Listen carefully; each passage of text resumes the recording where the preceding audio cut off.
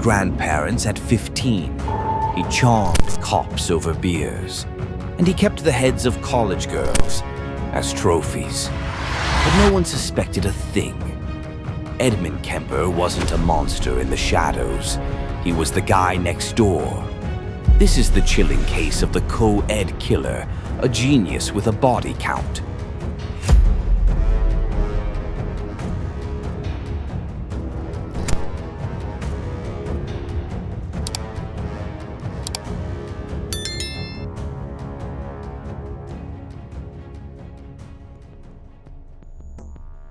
Before he was the co-ed killer, before the mutilated bodies and decapitated heads, Edmund Kemper was just a boy, awkward, quiet, and broken in ways no one understood.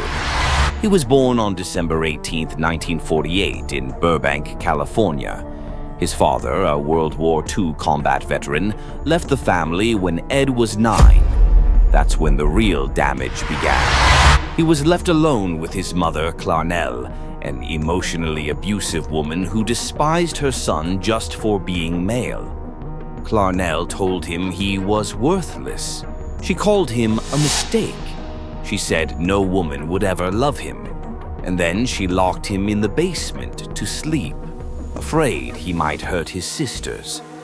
By the age of 10, Edmund had already started acting out violent fantasies. He tortured animals, cut the heads off dolls, and buried the family cat alive. Then he dug it up, dissected it, and kept its skull as a trophy. These weren't warning signs. They were screaming alarms no one answered. At 15, Kemper committed his first murders. He shot his grandmother in the head, and then again in the back. Minutes later, he killed his grandfather in the driveway, so the man wouldn't have to find his wife dead. When asked why, Edmund answered without emotion, "I just wanted to see what it felt like." Instead of going to prison, he was sent to Atascadero State Hospital, a facility for the criminally insane. There, doctors were stunned. Kemper wasn't wild or uncontrollable. He was calm, intelligent, and well-mannered. His IQ, 145. But Edmund was studying them the entire time. He read their files, memorized their evaluations. He learned exactly what to say to convince them he was safe to release. By the time he was 21, Edmund Kemper was a free man, declared rehabilitated, and sent home to live with the same mother who had locked him in the basement. Only now, he wasn't a boy anymore. He was a man with knowledge, power, and a darkness waiting to surface. I was also involved in killing co-eds because my mother was associated with college work, college co-eds, and had a very strong and violently outspoken position on men. Walking up to my apartment, past a happy young couple coming down the stairs who nodded and smiled at me as they went by. Good evening. We're out on a date where I'd love to be going. And I'm aware of both of these realities, and the distance between those two is so dramatic, so amazing, so violent. And this craving, this awful, raging, eating feeling inside. I could feel it consuming my insides.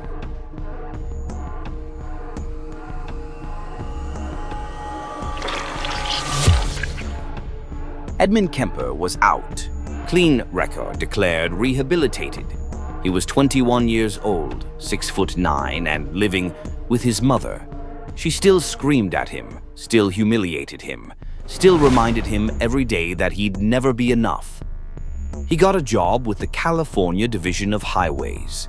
He was quiet, polite, the kind of guy who waved at neighbors, helped carry groceries, and paid rent on time. But inside, Edmund was planning. He began driving around the college campuses near Santa Cruz, UC Santa Cruz, Cabrillo College, watching girls walk to class, hitchhike home, or wait for rides. He'd stop, offer us lift. At first, just conversation, then more. He studied their reactions, What made them trust him? What made them nervous? He called it practicing. By the time he actually murdered someone, he already knew exactly what to do. On May 7th, 1972, Kemper picked up two 18-year-old students, Marianne Pess and Anita Lucchesa. They never made it home. He drove them into the woods, handcuffed one, strangled the other. Then he did it again. When they were dead, he brought their bodies back to his apartment. There he took photographs, dismembered them, and kept their heads for a while just to have someone to talk to. He later dumped the remains in different locations across the state. 3 months later, he did it again. This time it was Aiko Ku, 15 years old. She was a dancer, quiet and studious. Kemper picked her up while she was hitchhiking to dance class. He strangled her, assaulted her body, and then took it home like before. Each time he grew more confident, more calm, more controlled. To the outside world, Ed Kemper was just another guy with a big car and a shy smile. To the girls on campus, he seemed safe, like someone's older brother. No criminal record, no warning signs. By the end of 1972, he had already killed 4 young women, and no one had any idea. But while bodies were vanishing across Santa Cruz, Ed wasn't hiding. He was spending his nights at a local bar called the Jury Room, a favorite hangout for police officers. He drank with them, laughed with them, listened to their theories about the co-ed killer, all while being that very man. So here's the question. How does a man murder and still get invited into the very bar where detectives are trying to catch him? Well, cops like me because they can talk to me more than they can talk to their own wives. I watch all the cop shows on TV. Do you know Joseph Wambaugh, Police Story? You ever watched that? Huge fan. Oh. I got a lot of my insights right there. Really? I would not allow myself to walk into a trap because I knew exactly how their minds work from watching Wambaugh. What kind of trap are you talking about? The classic is talking too much about the crimes, over interest. You have to remain casual. It would be a guess, but I'd say right now,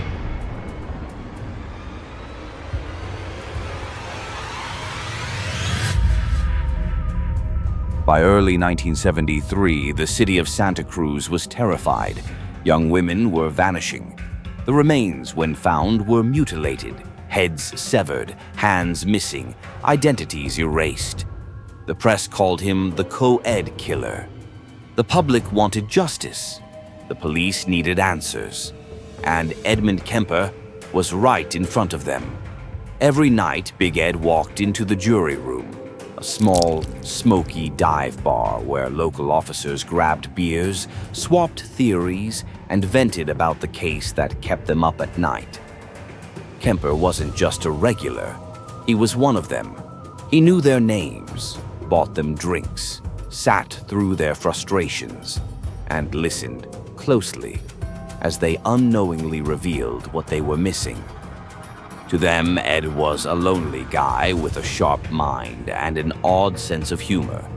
A man who liked to talk psychology, who had a weird relationship with his mom, but who couldn't possibly be capable of such evil.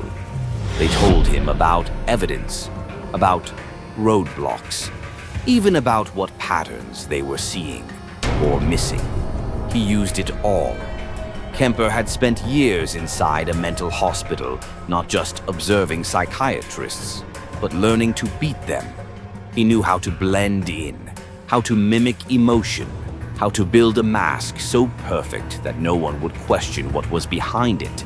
And the most terrifying part, the mask worked. By now, he had murdered 5 young women, dismembered them, kept their heads, and buried pieces of them in places only he remembered. Then he'd show up at the bar, crack a joke, and buy a round for the cops looking for himself. He even parked outside the jury room after some killings, hands still shaking, mind still reeling. Inside the bar, laughter. Outside, a monster watching, silent. This wasn't luck. It was control. It was power. And it still wasn't enough. Kemper was ready to escalate, and to do that, he knew exactly where to go. Back home. Back to the one person who created the rage inside him, his mother. But before we get to that, you have to wonder, how many times have we trusted the wrong face? How many smiles have hidden something unspeakable? Unable to live with the fact that I just stabbed to death and cut the throat of an innocent young woman. Innocent in the sense that she did not plan on that happening. She didn't do anything specifically for that to happen to her. Yet she was a very active participant in her own death. And in my memory of that, she was 19 years old, and her roommate in the trunk who died right after that was 18.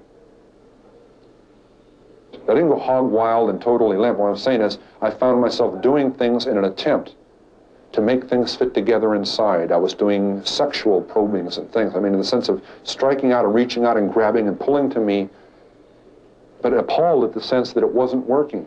That isn't the way it's supposed to be. It isn't the way I want it. See what I'm saying? And yet during that time, I become engaged to someone who's young and is beautiful and very much the same advantages and very much the same upbringing.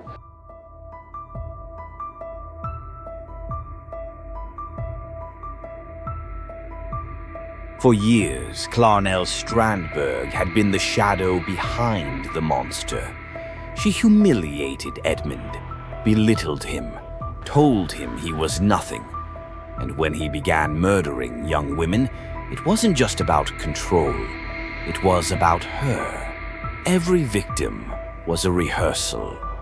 Every act of violence, a dry run for the person he truly wanted to kill, his mother. It was April 20th, 1973.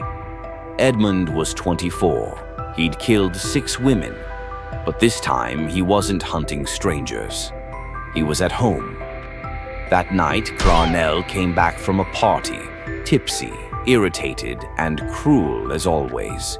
She said just one thing before heading to bed. "I suppose you're going to want to sit up all night and talk." Kemper calmly replied, "No, good night." He waited until she was asleep. Then he walked into her bedroom, picked up a claw hammer, and struck her in the head. Twice. When she was unconscious, he slit her throat. That wasn't enough. Not for Ed. He decapitated her, screamed at her severed head. Then, according to his own confession, "I put her head on a shelf and screamed at it for an hour, then threw darts at it." He also admitted performing grotesque acts with her corpse. Acts so disturbing they were redacted from police reports and sealed from the public. Then, he cleaned up, went downstairs, and slept.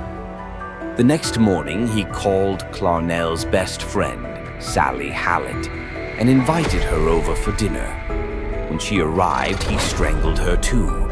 He staged both bodies, cleaned the house, and wrote a note. Approximately 5:15 a.m. Saturday. No need for her to suffer anymore at the hands of this horrible, murderous butcher. It was quick, asleep, the way I wanted it. Then he got in his car and drove. For days, no one noticed, no one called, no one asked. Edmund drove over 1,000 miles, ending up in Pueblo, Colorado. There, from a payphone outside a roadside diner, he made the call that changed everything. He turned himself in. At first, the police didn't believe him. He was too calm, too articulate. He had to guide them, over the phone, to his mother's house, to the bodies. Only then did they understand. The co-ed killer had been in front of them the whole time. And the final murder was the one he had always wanted. You'd think that killing the person he hated most would bring closure, but Edmund later admitted, I still couldn't stop. The killing wasn't about her anymore. It had become something else.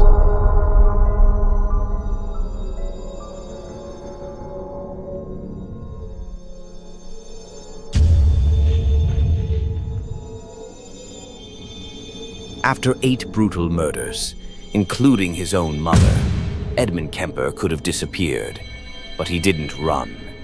He confessed, in chilling detail, with perfect memory, and without a single tear. To the public, it looked like remorse, but to those who spoke with him directly, it felt more like pride. Behind bars, Kemper became a curiosity, not just for the crimes, but for how clearly he explained them. He didn't dodge questions. He didn't shift blame. In fact, he spoke as if he were observing himself from the outside. I had these destructive impulses. I didn't fight them. I studied them. I fed them. FBI agents started visiting him. He wasn't just another killer.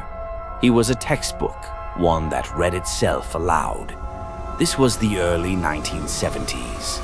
The Behavioral Science Unit of the FBI was just beginning to study serial killers. They wanted to understand motive, psychology, escalation.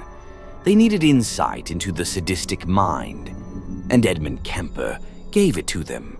He talked about fantasy and power, about choosing victims, about the importance of control, compliance, vulnerability. I didn't want them to scream, he told an agent. I wanted them to be with me, quiet, forever. He also warned them, I didn't kill all those girls because I hated them. I killed them because I couldn't kill her again. Over the years, Kemper gave hundreds of hours of interviews, audio that would later shape how the FBI trains its agents. His voice appears in textbooks. His words inspired movies, documentaries, even fictional characters.